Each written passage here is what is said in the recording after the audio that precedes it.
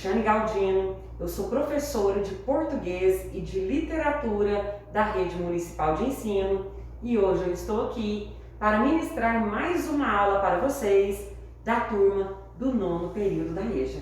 Tudo bem? No entanto, antes de nós começarmos essa aula, eu peço licença para retirar a minha máscara, tá bom? Só um momento. Vamos lá. Guardando aí no local seguro. Passar mais uma vez o álcool em gel, tá bom? Para nós começarmos. Vamos?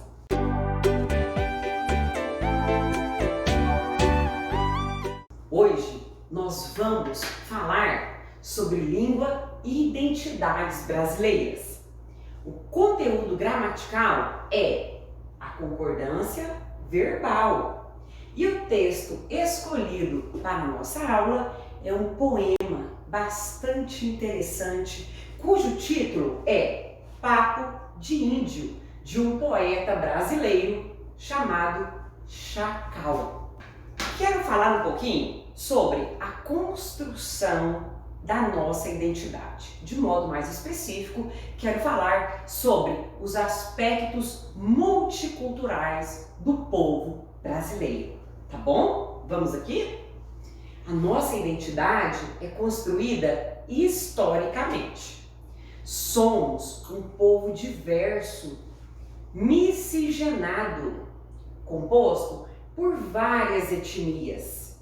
Somos resultantes de cores, religiões, costumes, músicas, danças dos povos negros, indígenas, brancos.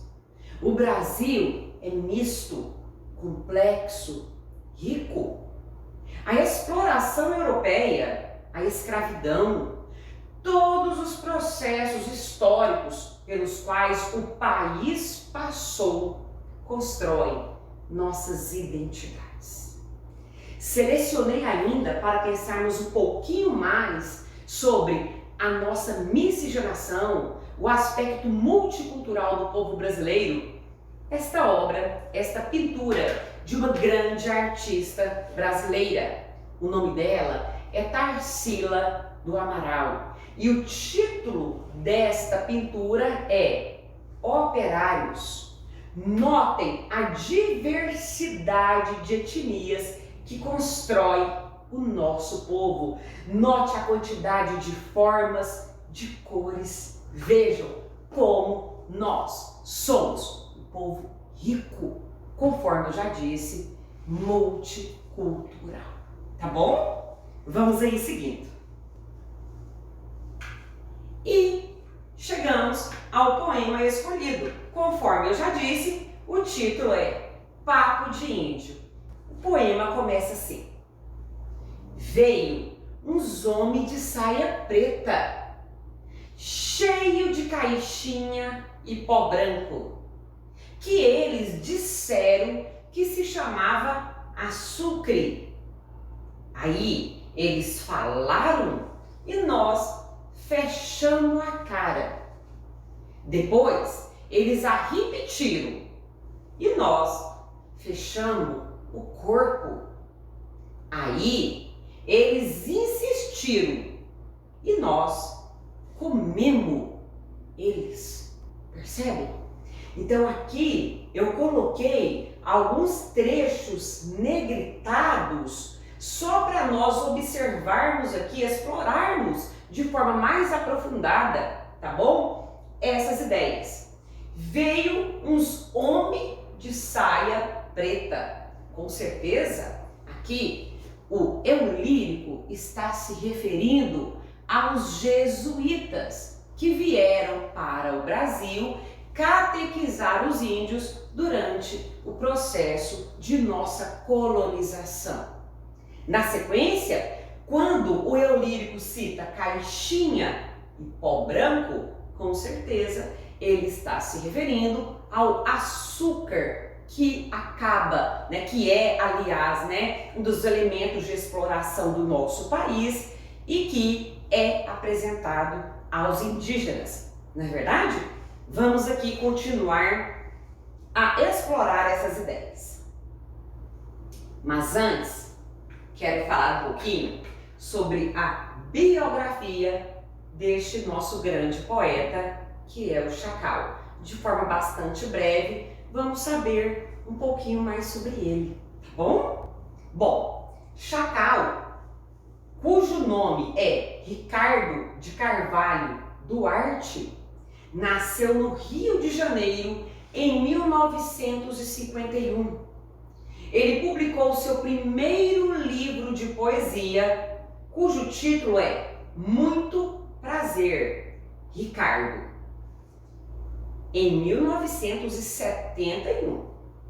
Formou-se bacharel em comunicação pela UFRJ em 1977.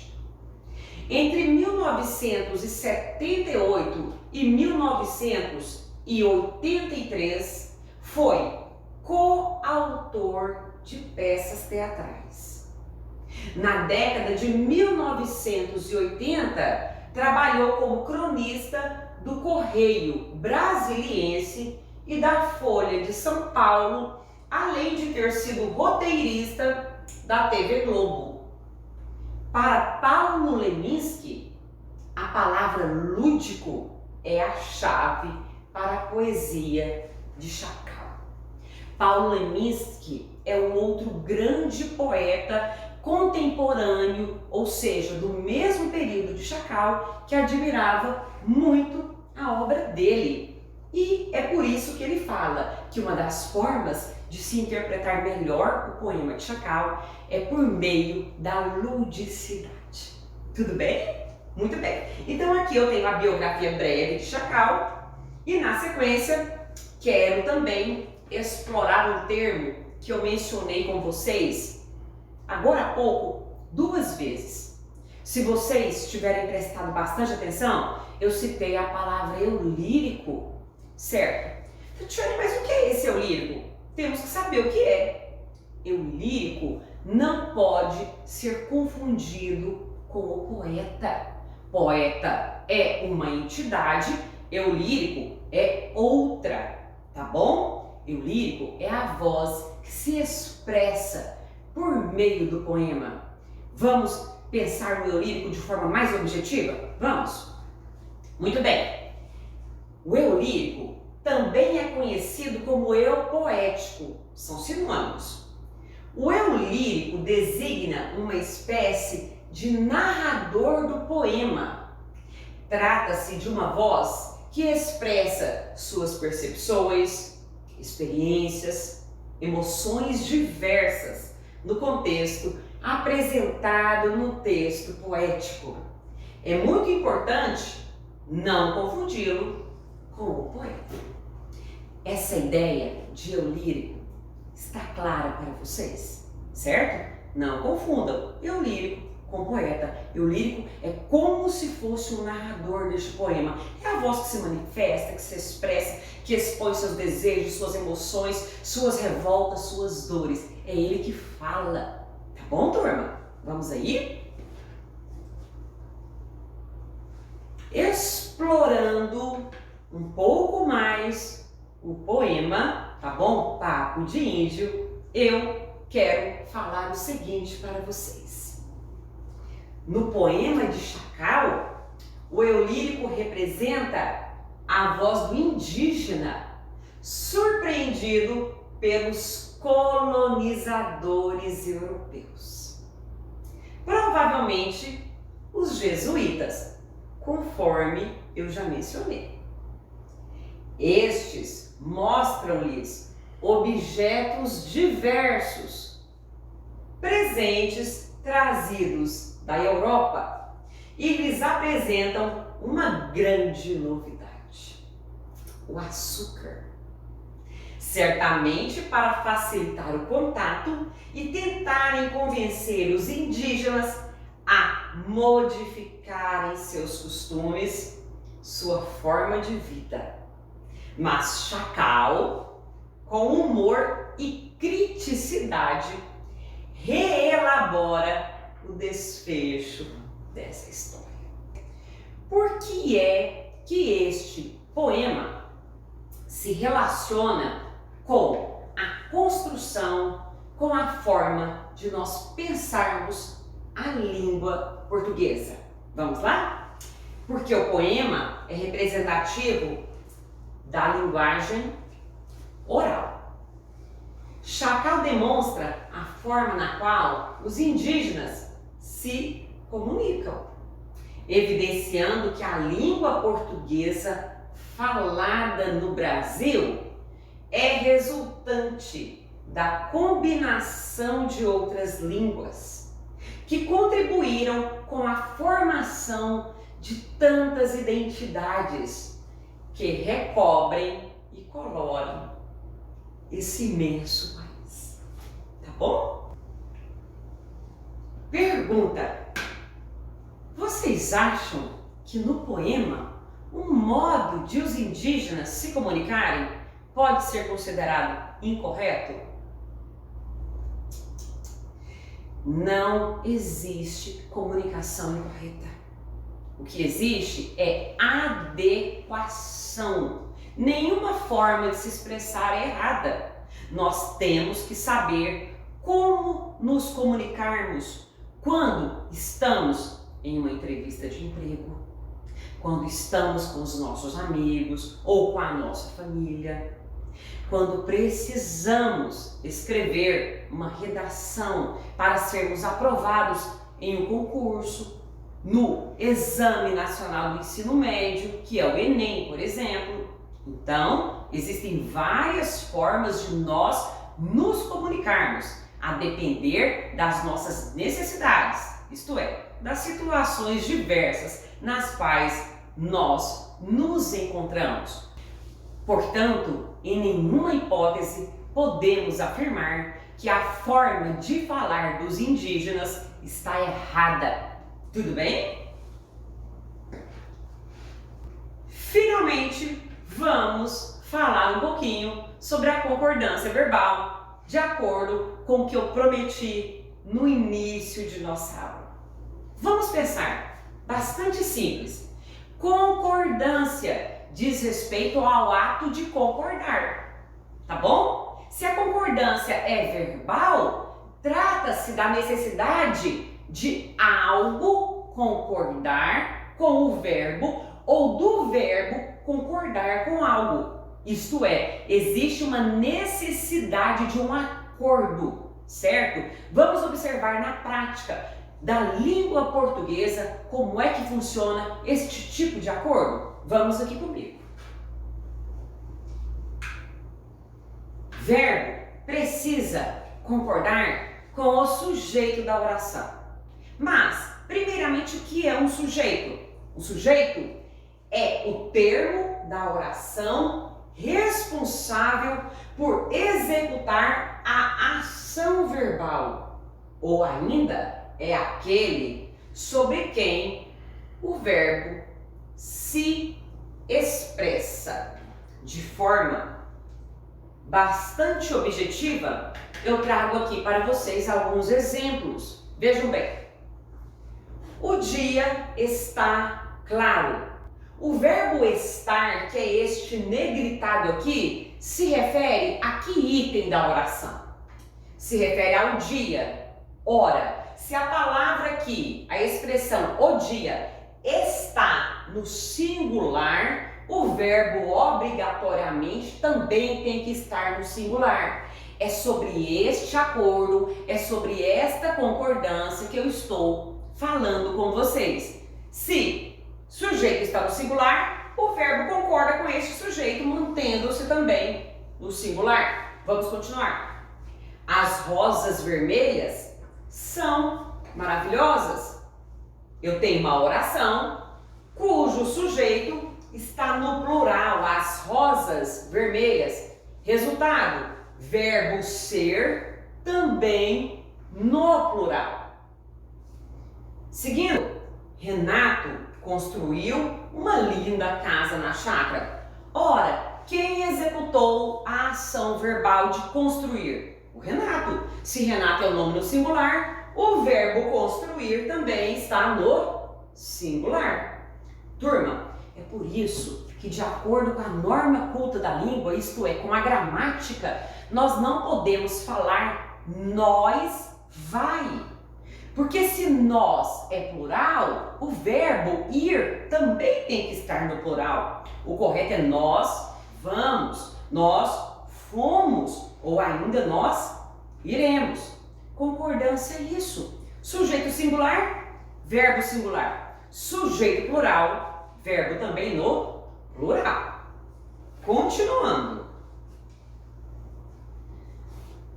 Vamos entender o que é a ideia de sujeito simples? Sujeito simples é aquele representado por apenas um núcleo. O que é um núcleo? Ora, é quando eu me refiro a apenas um tipo de coisa ou a um tipo de pessoa, tá bom? Exemplos. Os meninos correram por todo o parque. Eu estou me referindo apenas aos meninos. Eu não estou falando sobre homens e meninos. Se é apenas meninos, eu tenho apenas um núcleo. Um núcleo recebe o nome de sujeito simples. Voltando aqui.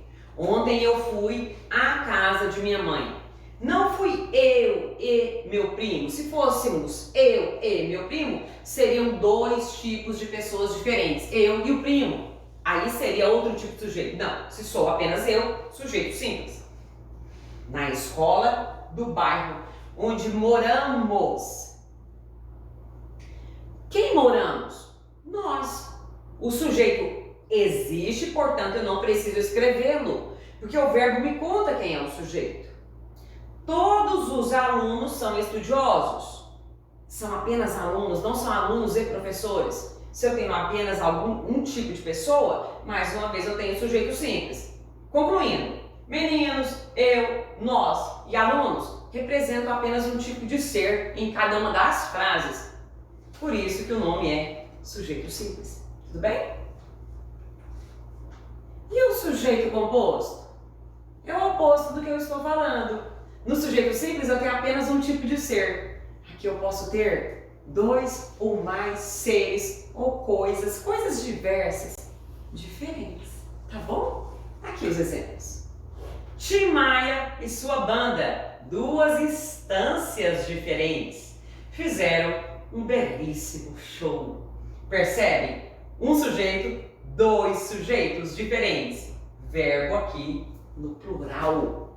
Depois, não compareceram ao jantar. Quem não compareceu? O ministro e sua esposa. Ministro é um tipo de pessoa, esposa, outro tipo de pessoa, duas pessoas aqui, sujeito composto, portanto, verbo obrigatoriamente no plural, realizando o que nós estamos aprendendo agora. Concordância verbal. Verbo concorda com sujeito, tá bom? Vamos observar aqui uma situação? Vamos trabalhar agora com adequação e inadequação? Vamos testar, tá bom? O conhecimento de vocês agora? Vamos? Venham aqui comigo, me acompanhem. Os meninos correu por todo o parque. Adequado ou inadequado? De acordo com a norma culta, de acordo com a gramática, tá bom? Opa! Inadequada, porque sujeito plural, verbo singular. Não foi feita a concordância. Vamos corrigi-la? Os meninos correram. Agora sim. Próximo exemplo. Dos móveis da casa, resta cadeiras e mesas.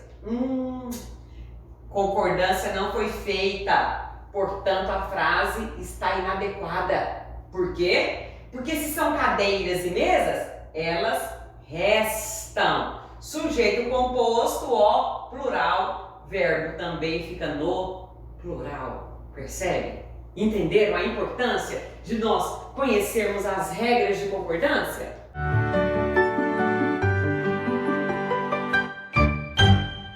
Turma, eu espero que vocês tenham entendido a regra básica da concordância verbal. Sujeito concorda com verbo.